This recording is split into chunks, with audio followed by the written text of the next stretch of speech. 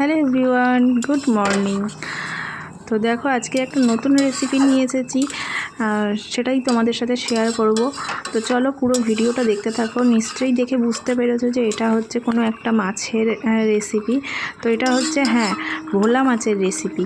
তো সবাই জানো যে ভোলা মাছ হচ্ছে একটা সামুদ্রিক মাছ। তো চলো এটাই কীভাবে রেডি করি সেটাই তোমাদেরকে শেয়ার করব।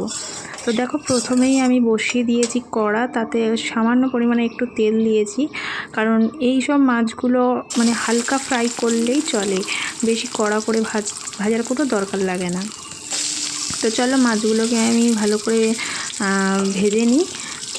তোমরা পুরো ভিডিওটা দেখতে থাকো, কেমন লাগছে অবশ্যই কমেন্টে জানিও। পারলে বাড়িতে একবার ট্রাই করে দেখো, খুবই টেস্টি একটা মাছ, মানে কাঁটা কম, খুব উপকারী। সামুদ্রিক মাছ মাত্রই হচ্ছে উপকারী। তো দেখো মাছ তো একটা ভাজা হয়ে গিয়েছে, তো সেকেন্ড এতে ভাজবো আমি। তো দেখো আরও দু পিস ছিল, তো সেগুলোই আমি ভেজে নিচ্ছি। দেখো আমার ভাজা কমপ্লিট প্রায়। বেশি আমি কড়া করে ভাজবো না, এগুলো হালকা করেই ভাজতে হয়। তো হালকা করেই একটু ভেজেছি। খুবই টেস্টি একটা মাছ, বাড়িতে একবার ট্রাই করে দেখো। আর পুরো ভিডিওটা দেখতে থাকো, কেমন লাগে অবশ্যই কমেন্টে জানিও। যদি ভালো লেগে থাকে তাহলে অবশ্যই আমার চ্যানেলটিকে সাবস্ক্রাইব করে দিয়ে যেও, তাহলে নতুন নতুন ভিডিও তোমাদের সাথে শেয়ার করতে পারবো। তো দেখো পুরো মাছগুলো আমার ভাজা কমপ্লিট হয়ে গিয়েছে, আর এতে আর একটু তেল দেবো না, এই তেলটাতেই হয়ে যাবে।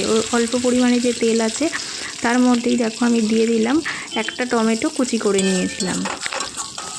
তো টমেটো কুচিগুলো দিয়ে দিলাম, দিয়ে একটু হালকা নাড়াচাড়া করতে থাকবো। তো দেখো মানে এই টমেটোর মধ্যে টমেটো বলো পেঁয়াজ বলো এগুলো দিলে দেখবে হালকা একটু লবণ দিয়ে দিলে তাড়াতাড়ি সেদ্ধ হয়ে যায়। তো আমিও সেটাই করলাম, এতে অল্প পরিমাণে মানে যতটা লাগবে ততটাই লবণ দিয়েছি, দিলে তাড়াতাড়ি সেদ্ধ হয়ে যাবে।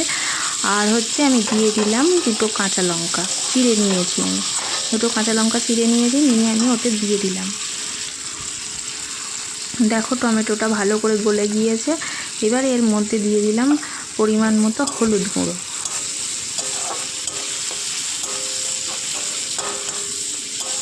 তো দেখো পরিমাণ মতো হলুদ গুঁড়ো তো দিয়ে দিয়েছি। যেহেতু এগুলো সামুদ্রিক মাছ সেই জন্য এগুলোকে সর্ষে বাটা দিয়েই খুবই ভালো লাগবে। তো দেখো হালকা একটু সর্ষে আমি বেটে নিয়েছিলাম, তো সেটাতে আর মানে তরকারিতে আমি যতটা জল দেবো সেটাই আমি দিয়ে একেবারে দিয়ে দিয়েছি।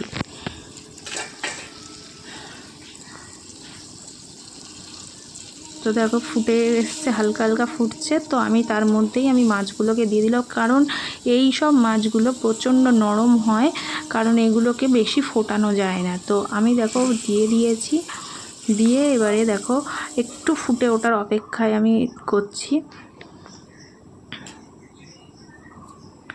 তার মধ্যেই আমি দিয়ে দিলাম ধনেপাতা কুচি।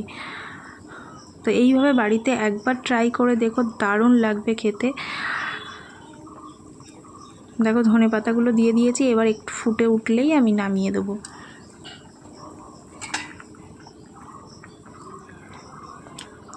তো পুরো ভিডিওটা কেমন লাগলো অবশ্যই কমেন্টে জানাও। যদি ভালো লাগে তাহলে অবশ্যই সাবস্ক্রাইব করো।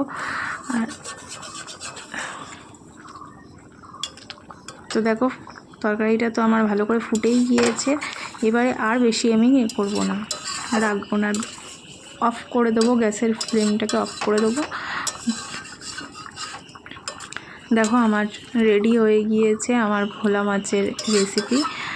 তো তোমরাও বাড়িতে একবার ট্রাই করো। তো আজকের ভিডিওটা এই পর্যন্তই থাক, দেখা হবে অন্য কোনো ভিডিওতে। Tata, bye bye.